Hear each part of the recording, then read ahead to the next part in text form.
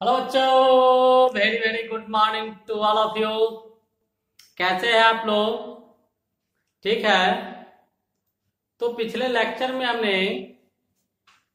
Amino acid को खत्म किया था और अमीनो एसिड के क्वेश्चन किए थे कि कितने प्रकार के और किस किस कंपटीशन में किस प्रकार का क्वेश्चन पूछा गया है, वो सब बताया गया था। और वहां पर बताया गया था कि कार्बोहाइड्रेट्स बायोमोलिक्यूल्स का अगला लेक्चर जो आएगा वो आपको न्यूक्लिक एसिड का आएगा। तो आज हम न्यूक्लिक एसिड को लेके आ गए हैं, पहुंचे हुए हैं। आप भी पहुंच जाइए और देखिए कि न्यूक्लिक एसिड क्या होता है। तो this is your most beautiful channel Sharda chemistry. I am Birsan Kumar. Now let us start. Nucleic acid क्या होता है लिखा हुआ है, बहुत खूबसूरत अक्षरों से देखिएगा। न्यूक्लिक एसिड आपका न्यूक्लिक अम्ल क्या होगा? तो आप पढ़े हैं कि सेल होता है, सेल में क्या होते हैं? न्यूक्लियस होते हैं। और न्यूक्लियस में क्या होता है? क्रोमोसोम्स होता है। क्या होता है? क्रोमोसोम्स होता है। ये क्रोमोसोम्स जो होते हैं इसमें आपका डीएनए, आरएनए। तो डीएनए मुख्य रूप से आपको क्या होता है कि डीएनए जो होता है वो जेनेटिक कैरियर का ट्रांसफॉर्मेशन करने का एक जरिया होता है, जिसके माध्यम से जेनेटिक गुण, हेरिडेटरी गुण जो होता है, माता पिता के गुण उसके बच्चे में ट्रांसफर होते हैं। तो वो सब उतना डिटेल में हम बायोलॉजी में पढ़ेंगे, बायोलॉजी के सर आपको बताएंगे। आरएनए जो होता है वो मुख्य रूप से किसी भी चीज का क्या होता है? कैरियर का काम करता है। तो अभी हम लोग स्टार्ट करते हैं। सेल हो गया, सेल न्यूक्लियस और क्रोमोसोम्स, जिसमें डीएनए पाया जाता है। तो न्यूक्लिक एसिड जो होता है वो न्यूक्लिक एसिड क्या होता है, ध्यान से देखिए। न्यूक्लिक एसिड जो होता है वो आपका पॉलीमर होता है। क्या होता है? पॉलीमर होता है। न्यूक्लिक एसिड क्या होता है? पॉलीमर होता है। और ये किससे बनते हैं? तो न्यूक्लिक एसिड से न्यूक्लियोटाइड्स प्राप्त किया जाता है। क्या किया जाता है? न्यूक्लियोटाइड्स के विषय में जानते हैं कि न्यूक्लियोटाइड्स क्या होता है। न्यूक्लियोटाइड्स जो होते हैं वो आपको बनते कैसे हैं? तो न्यूक्लियोटाइड्स, तो न्यूक्लिक एसिड आपका पॉलीमर हो गया किसका? न्यूक्लियोटाइड्स का। न्यूक्लियोटाइड्स जो होता है वो phosphate Easter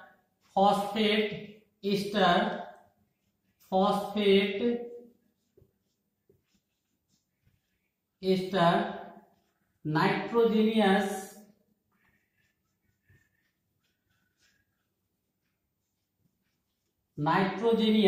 phosphate Easter nitrogenous base और पेंटोज शुगर का को देता है। और किसको देता है? तीसरा आपका पेंटोज शुगर को देता है। ठीक है, ये तीन चीज इससे। तो फॉस्फेट जो होते हैं वो मोनो, फॉस्फेट ईस्टर जो होगा वो मोनो भी होता है, डाई भी होता है और ट्राई भी होता है। तो इसको समझते हैं कि मोनो डाई ट्राई क्या होता है। मोनो, तो फॉस्फेट का लिंकेज इसमें होगा, फॉस्फेट ईस्टर है तो पी डबल बॉन्ड ओ, एक आपका ओ आर लगा होता है, बाद में क्या लगा होता है? ओ एच लगा होता है। क्या लगा होता है? ओ एच लगा होता है। तो ये आपका मोनोफॉस्फेट ईस्टर है। ये क्या है? मोनोफॉस्फेट ईस्टर है। इसी में OH अगर बढ़ा देंगे तो आपका क्या हो जाएगा? डाई करेंगे, डाई फॉस्फेट ईस्टर। तो आपका एक H हटा के क्या लगा देंगे? P double bond O। इधर OR है तो इधर भी क्या हो जाएगा? OR। और इधर आपका OH रहेगा, ये डाई हो जाएगा। और ट्राई अगर लिखेंगे तो ट्राई में क्या हो जाएगा? पी डबल बॉन्ड O रहेगा, OR इधर आ जाएगा, OR इधर आ जाएगा और OR इधर आ जाएगा। ठीक है, OR कहाँ आ जाएगा? इधर आ जाएगा। तो ये आपका ट्राई का कहानी है, ये डाई का और ये मोनो का। वैसे ही आपका नाइट्रोजीनियस बेस जो होता है वो भी प्यूराइन का डेरिवेटिव होता है। किसका डेरिवेटिव होता है? ये आपको डेरिवेटिव ऑफ प्यूराइन, ध्यान से देखिएगा, डेरिवेटिव ऑफ प्यूराइन, प्यूराइन का डेरिवेटिव होता है। और प्यूराइन का स्ट्रक्चर देखिएगा तो N, ऐसा स्ट्रक्चर किसका होता है? प्यूराइन का स्ट्रक्चर आपका ऐसा होता है। इसमें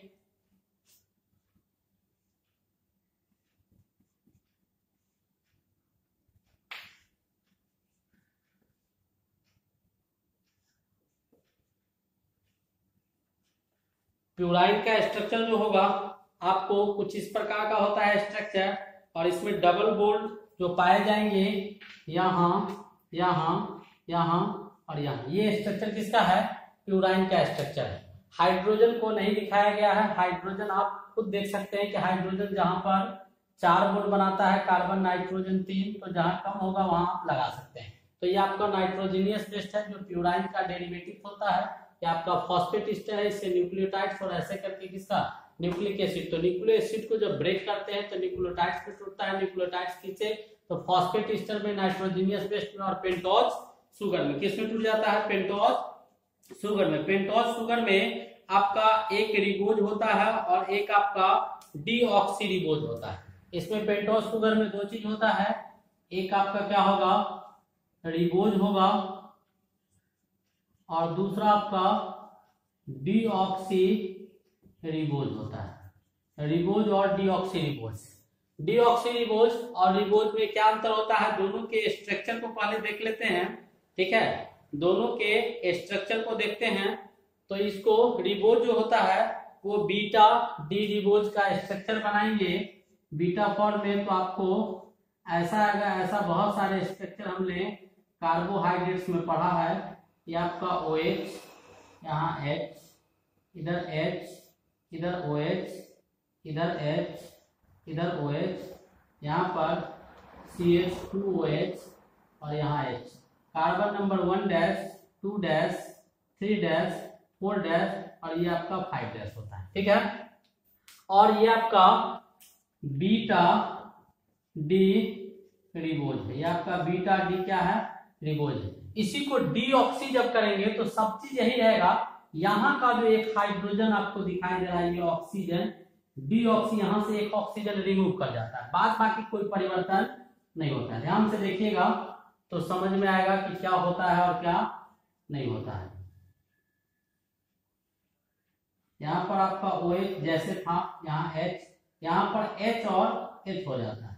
यहाँ पर H OH और यहाँ पर H, यहाँ पर CH2OH जैसे था वैसे, ठीक है।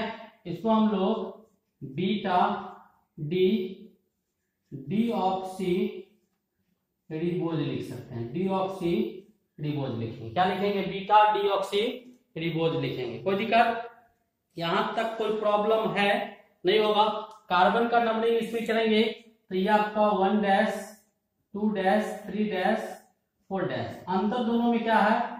यहाँ पर आपका ऑक्सीजन, जैसे डीऑक्सी करेंगे तो बीटा डी रिबोज से ये ऑक्सीजन हट जाता है, ये बच जाता है।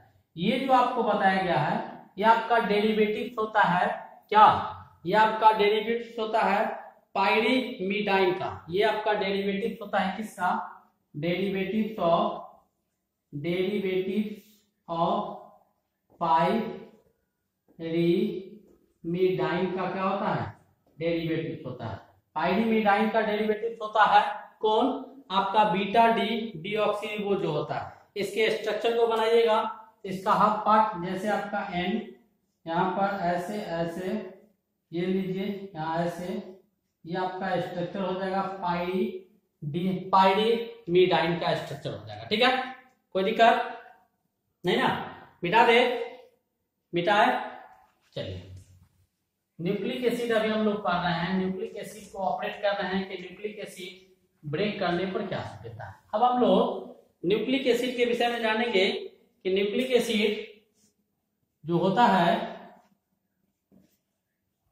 न्यूक्लिक एसिड इसमें 2 चीज पाए जाते हैं। एक आपको न्यूक्लियोसाइड्स पाया जाता है, एक आपको न्यूक्लियोटाइड्स पाया जाता है। एक आपको न्यूक्लियोसाइड्स पाया जाता है, हिंदी में भी यही लिखेंगे सबको, न्यूक्लियोटाइड्स पाया जाता है। एक न्यूक्लियोसाइड्स, दूसरा न्यूक्लियोटाइड्स। न्यूक्लियोसाइड्स का फॉर्मेशन कैसे होता है? तो पेंटोज शुगर को जब बेस के साथ मिलाते हैं, पेंटोज शुगर लिखा हुआ है बोर्ड पर, स्ट्रक्चर भी है। पेंटोज शुगर को जब बेस के साथ रिएक्ट करवाया जाता है तो न्यूक्लियोसाइड्स का फॉर्मेशन होता है। और न्यूक्लियोटाइड्स का फॉर्मेशन कैसे होगा? जब पेंटोज शुगर को बेस के साथ मिलाएंगे और फिर इसको किसके साथ मिला देंगे? फॉस्फेट ईस्टर के साथ मिलाएंगे। अभी जो देखे थे फॉस्फेट ईस्टर के साथ मिलाएंगे। 3 पार्ट में ये टूटा था ना, न्यूक्लियोसाइड जो था वो 3 पार्ट में, ये और ये तीनों का भी स्ट्रक्चर दिखा है। फॉस्फेट ईस्टर, ये तीनों को मिलाएंगे तो आपको न्यूक्लियोटाइड्स का फॉर्मेशन होगा। न्यूक्लियोसाइड पेंटोज शुगर और बेस को मिलाकर बनता है, ठीक है। अब न्यूक्लिक एसिड में दो पार्ट और होते हैं, एक आपके डीएनए होते हैं और एक आपका आरएनए होता है। ये सब इसका न्यूक्लिक एसिड है और इसमें क्या पाया जाता है, दो चीज, एक आपका डीएनए और एक आपका आरएनए। डीएनए क्या होता है, डाई रिबोन्यूक्लिक एसिड, और आरएनए क्या होता है, रिबोन्यूक्लिक एसिड। डीएनए क्या होता है, डीऑक्सी रिबोन्यूक्लिक एसिड। इसको फुल फॉर्म इसका लिखेंगे डीऑक्सी रिबो न्यूक्लिक एसिड आपका डीएनए होता है। और आरएनए क्या होता है, आरएनए होता है रिबोन्यूक्लिक एसिड। आरएनए क्या होता है, रिबोन्यूक्लिक एसिड। रिबोन्यूक्लिक एसिड आपका क्या होता है, आरएनए होता है। डीएनए और आरएनए, डीएनए में जो होता है वो कौन सा चीज डीएनए में पाया जाता है, तो डीएनए में आपका, डीएनए और आरएनए में क्या सब पाए जाते हैं, जरा सा इसको देख लेते हैं और दोनों में अंतर क्या होता है। तो डीएनए में आपका एडेनाइन, एडेनाइन डीएनए में पाया जाता है, एडेनाइन, और एडेनाइन आपको आरएनए में भी पाया जाता है। एडेनाइन आपको आरएनए में पाया जाता है। इसमें ग्यूनाइन पाया जाता है और आरएनए में भी क्या होता है, ग्यूनाइन पाया जाता है, ठीक है।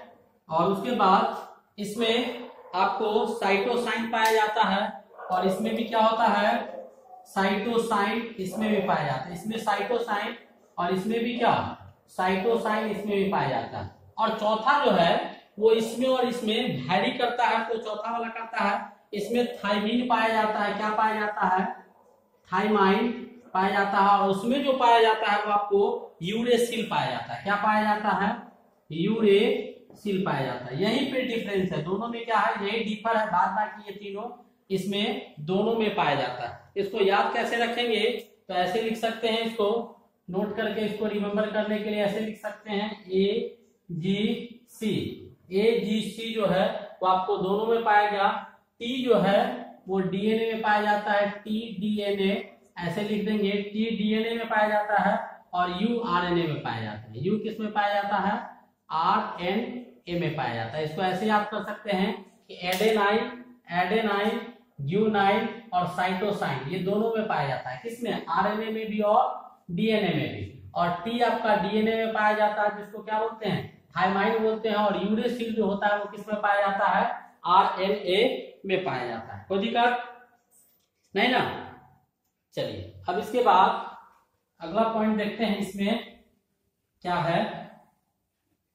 तो अगला पॉइंट है, न्यूक्लियोटाइड्स जो होता है वो ज्वाइन करते हैं 3-5' फॉस्फेट लिंकेज, तो पॉलीन्यूक्लियोटाइड्स को देता है जो न्यूक्लिक एसिड में बदल जाता है। न्यूक्लियोटाइड्स ज्वाइन टुगेदर लिख सकते हैं, nucleotides join together, join together at 3' and 5' phosphate linkage, 3' and 5' at phosphate linkage to give polynucleotides through 3' and 5' through phosphate linkage to give nucleotides, to give क्या देता है, पॉलीन्यूक्लियोटाइड्स। न्यूक्लियोटाइड्स को आपस में मिलाएंगे तो टू गिव क्या देगा, polynucleotides, polynucleotides which further converted to what, क्या बना रहते हैं, nucleic acid, which further converted to nucleic acid. होता क्या है, न्यूक्लियोटाइड्स, बहुत सारे न्यूक्लियोटाइड्स को हम मिलाते हैं तो कैसे मिलता है, 3' और 5' लिंकेज पर, 3' और 5' लिंकेज पर क्या बनाता है, 3' और 5' पर फॉस्फेट लिंकेज के साथ मिलता है और पॉलीन्यूक्लियोटाइड्स का निर्माण कर लेता है। और ये प्रोसेस अगर कंटिन्यू रखते हैं तो यही आगे जाके किसमें कन्वर्ट हो जाता है, यही पॉलीन्यूक्लियोटाइड्स किसमें कन्वर्ट हो जाता है, न्यूक्लिक एसिड में कन्वर्ट हो जाता है। किसमें कन्वर्ट हो जाता है, न्यूक्लिक एसिड में कन्वर्ट हो जाता है। ठीक है, मिटा दे, उधर वाला लिखिएगा।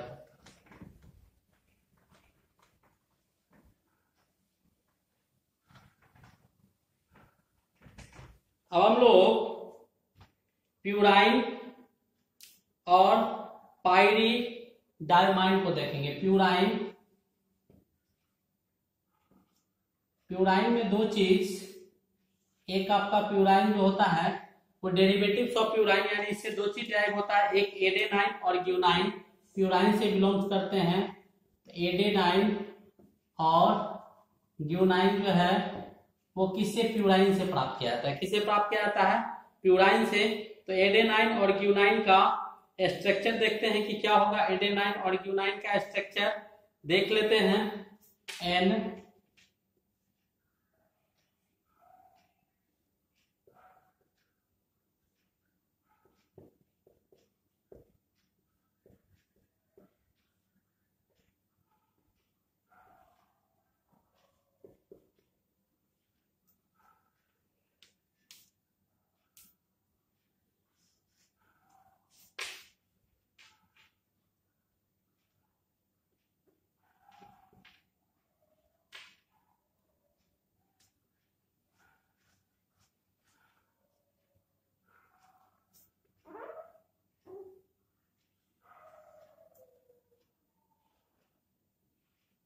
ऐसा स्ट्रक्चर किसका होता है, ये आपका एडेनाइन का संरचना होता है। किसका होता है, ये आपका एडेनाइन का संरचना होता है। किसका संरचना होता है, एडेनाइन का होता है।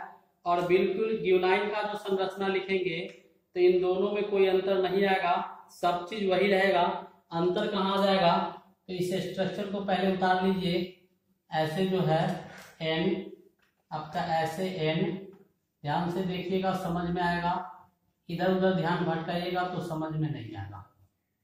ऐसे, और जो आपका यहाँ पर डबल बॉन्ड वो होता है और यहाँ पर आपका NH2 लगा होता है। यहाँ पर क्या लगा होता है, NH2 लगा होता है। और बाद बाकी यहाँ पर तो डबल बॉन्ड उधर आ गया, तो यहाँ पर एक डबल बॉन्ड, यहाँ पर एक डबल बॉन्ड, यहाँ पर एक डबल बॉन्ड। ये आपका ग्यूनाइन का स्ट्रक्चर होता है। किसका स्ट्रक्चर होता है, ये आपका ग्यूनाइन का स्ट्रक्चर होता है। ऐसे ही पाइरीडाइमाइन जो है इसका तीन पार्ट में तीन चीज इससे भी प्राप्त होता है। ये तीन चीज से, तो इसमें क्या हो, साइटोसाइन पाया जाता है, थाइमाइन पाया जाता है, यूरेसिल पाया जाता है। साइटोसाइन, थाइमाइन और यूरेसिल। तो साइटोसाइन,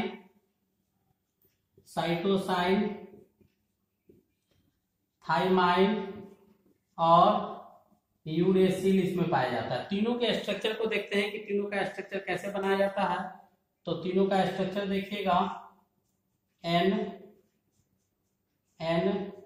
डबल बॉन्ड, इधर ये ऊपर आपका यहाँ पर डबल बॉन्ड, यहाँ पर NH2 इधर पाया जाता है और डबल बॉन्ड O इधर पाया जाता है। अब कहाँ कहाँ डबल बॉन्ड बीच में आएगा, तो आपका एक डबल बॉन्ड यहाँ आ जाएगा, एक डबल बॉन्ड यहाँ आ जाएगा। ठीक है, ये आपको साइटोसाइन का स्ट्रक्चर होता है। किसका होता है, साइटोसाइन का स्ट्रक्चर होता है। ऐसे लिख भी सकते हो, नहीं भी लिख सकते हो।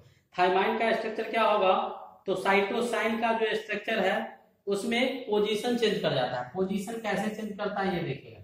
नाइट्रोजन जहां था वही रहता है, नाइट्रोजन का पोजीशन जहां था वही रहेगा। यहाँ पर आ जाता है ऑक्सीजन का पोजीशन, यहाँ पर आपका NH2 आ जाता है। यहाँ पर क्या आ जाता है, NH2 आ जाता है। डबल बॉन्ड जो होते हैं वो डबल बॉन्ड NH2 नहीं, यहाँ पर जो आएगा दोनों तरफ NH2 कहते हैं, दोनों तरफ ऑक्सीजन। यहाँ पर भी डबल बॉन्ड और डबल बॉन्ड केवल यहाँ होता है। ये आपका किसका स्ट्रक्चर हो गया, थाइमाइन का। और यहाँ पर डबल बॉन्ड इस कार्बन पर क्या लगा होता है, मिथाइल लगा होता है। यूरेसिल का स्ट्रक्चर जो लिखेंगे तो यूरेसिल के स्ट्रक्चर में कहीं से कोई परिवर्तन नहीं आएगा, जो आपका ऊपर वाला स्ट्रक्चर है वही रहेगा।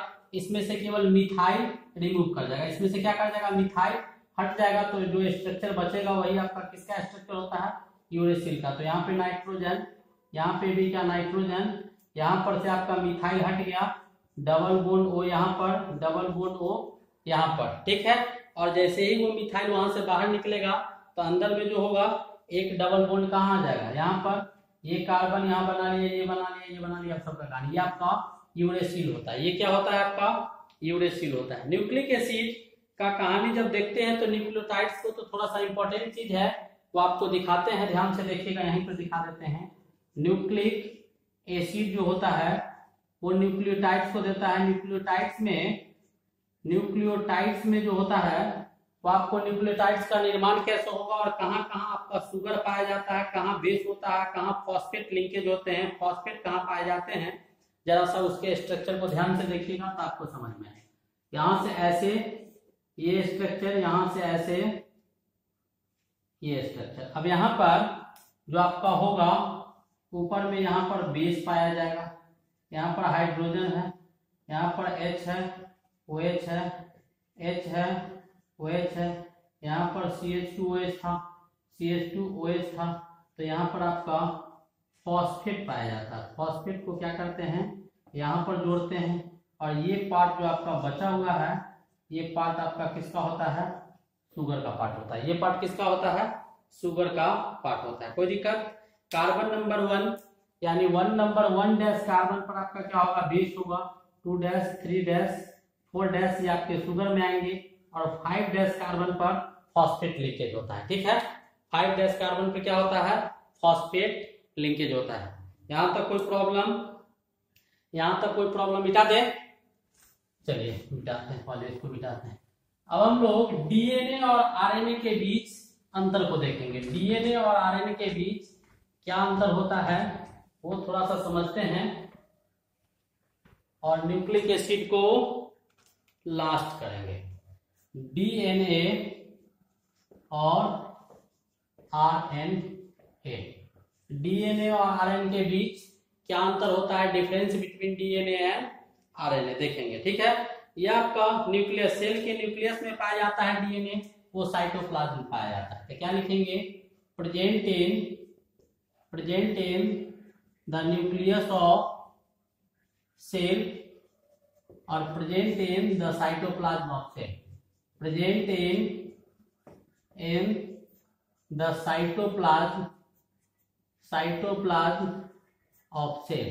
एक सेल के न्यूक्लियस में पाया जाता है, दूसरा सेल के कहाँ पाया जाता है, साइटोप्लाज्म में पाया जाता है। डीएनए न्यूक्लियस में और आपका आरएनए किस में पाया जाता है, साइटोप्लाज्म में पाया जाता है। ठीक है, अब सिंगल शुगर प्रेजेंट होता है डीएनए में, और शुगर जो आरएनए में प्रेजेंट होते हैं, वो तो शुगर जो प्रेजेंट होगा डीएनए में, शुगर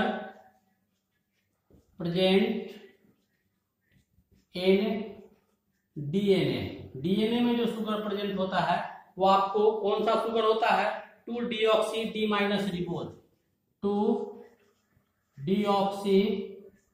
डी माइनस रिबोज पाया जाता है इसमें। और उसमें जो पाया जाएगा, जो शुगर आपको आरएनए में पाया जाता है, वो डी माइनस रिबोज होता है। तो शुगर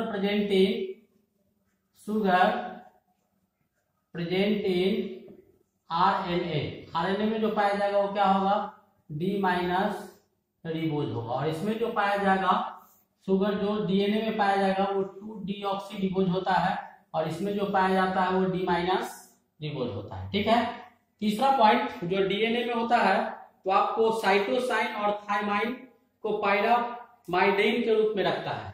साइटोसाइन और थायमाइन, साइटोसाइन और थायमाइन जो होगा वो आपको डीएनए में पाया जाता है, किस फॉर्म में, पायरीमिडाइन बेस के रूप में। पायरीमिडाइन बेस के रूप में पाया जाता है, और इसमें साइटोसाइन और ये पायरीमिडाइन बेस के रूप में पाया जाता है। इसमें साइटोसाइन और यूरेसिल जो होता है वो साइटोसाइन, इसमें जो होगा वो आपको साइटोसाइन और यूरेसिल जो होगा वो आपको किस फॉर्म में पाया जाएगा, पायरीमिडाइन बेस के फॉर्म में पाया जाएगा। ठीक है, इसमें ये दोनों इस बेस के रूप में पाया जाता है आरएनए में, और इसमें ये दोनों जो होता है वो पायरीमिडाइन बेस के रूप में डीएनए में पाया जाता है। ठीक है, नेक्स्ट पॉइंट, इसके बाद ग्यूनाइन और एडेनाइन जो होता है, यहाँ पर ग्यूनाइन और एडेनाइन जो होगा वो आपको प्यूराइन बेस के रूप में पाया जाता है, यहाँ प्यूराइन बेस के रूप में। और उसमें जो प्यूराइन बेस के रूप में पाया जाता है वो ग्यूनाइन और एडेनाइन जो होता है। इसमें भी क्या, ये दोनों सेम कंपेयर सेम चीज है, ग्यूनाइन और एडेनाइन। यहाँ पर भी ग्यूनाइन और एडेनाइन जो होगा वो आपको प्यूराइन बेस के रूप में इसमें भी क्या होगा, पाया जाएगा। ठीक है, ये आपको चौथा पॉइंट था। पांचवा पॉइंट, डीएनए और आरएनए के बीच जो होता है इसमें डबल स्ट्रैंडेड हेलिक्स स्ट्रक्चर होता है। इसमें double stranded alpha helix structure पाया जाए। अल्फा हेलिक्स स्ट्रक्चर इसमें डबल स्ट्रैंडेड होता है और इसमें सिंगल स्ट्रैंडेड होता है। इसमें क्या होता है, single stranded alpha helix structure. ठीक है, इसका जब खींचते हैं तो इसका स्ट्रक्चर जब देखिएगा, इसका स्ट्रक्चर कुछ आपको इस प्रकार का नजर आता है। आपने देखा भी होगा डीएनए का, वैसे देख सकते हैं ऐसे करके इसका डबल स्ट्रैंडेड होता है। ऐसे करके हम इसके स्ट्रक्चर को खींचते हैं। किसके, इसके स्ट्रक्चर को हम ऐसे करके खींचते हैं। किसका, आपका डीएनए का जो होता है डबल स्ट्रैंडेड होता है। उसमें एक ब्लू या व्हाइट कलर, ब्लू या ब्लैक कलर का हटा दीजिएगा तो single stranded alpha helix structure आपका किसका होता है, आरएनए का होता है। इसमें कुछ और भी डिफरेंस होता है। आपको ये रिप्लिकेशन की क्रिया करता है, अंडरगोज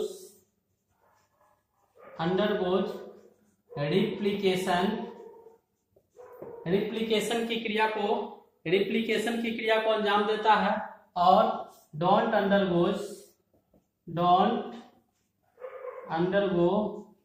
रिप्लिकेशन की क्रिया को ये अंजाम नहीं देता। ठीक है, एक और पॉइंट डीएनए और आरएनए के विषय में कि ये ट्रांसमिशन ऑफ हेरिडेटरी इफेक्ट को कंट्रोल करता है। Controls transmission of hereditary effect,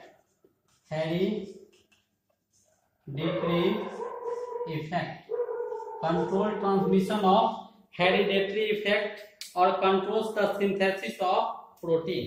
controls the synthesis of protein. तो दोनों के बीच में ये आपका कुछ डिफरेंस था। जैसे डीएनए क्या है, न्यूक्लियस में पाया जाता है, आरएनए साइटोप्लाज्म, सेल के साइटोप्लाज्म में पाया जाता है। इसमें डीएनए में ये शुगर पाया जाता है, आरएनए में डी माइनस रिबोज पाया जाता है। साइटोसाइन और थाइमाइन पायराडामाइन बेस के रूप में डीएनए में पाया जाता है। साइटोसाइन यूरेसिल पायराडामाइन बेस के रूप में इसमें पाया जाता है। ग्यूनाइन और एडेनाइन प्यूराइन बेस के रूप में डीएनए में पाया जाता है। ये दोनों प्यूराइन बेस के रूप में आरएनए में पाया जाता है। इसमें double stranded alpha helix structure होता है, जैसे दिखाया है। इसमें सिंगल स्ट्रैंडेड होता है। ये रिप्लिकेशन की क्रिया को अंजाम देता है, ये नहीं देता है। ये आपका ट्रांसमिटर हेरिडेटरी इफेक्ट जो होता है, यानी माता पिता का गुण जो बच्चे में आते हैं वो ट्रांसफर करने का, उसके ट्रांसमिशन को कंट्रोल कौन करता है, डीएनए करता है। जबकि प्रोटीन का जो फॉर्मेशन होता है, सिंथेसिस होता है प्रोटीन का निर्माण, उसको कंट्रोल करने का काम कौन करता है, आरएनए करता है। इस प्रकार क्या हुआ, हमने न्यूक्लिक एसिड को क्या कर दिया, धज्जी उड़ा दिया, उसको खत्म कर दिया। अगले लेक्चर में हम लोग विटामिन और एंजाइम्स को देखेंगे। तब तक मन लगा के पढ़ते रहिएगा। देखने के लिए thank you, best of luck.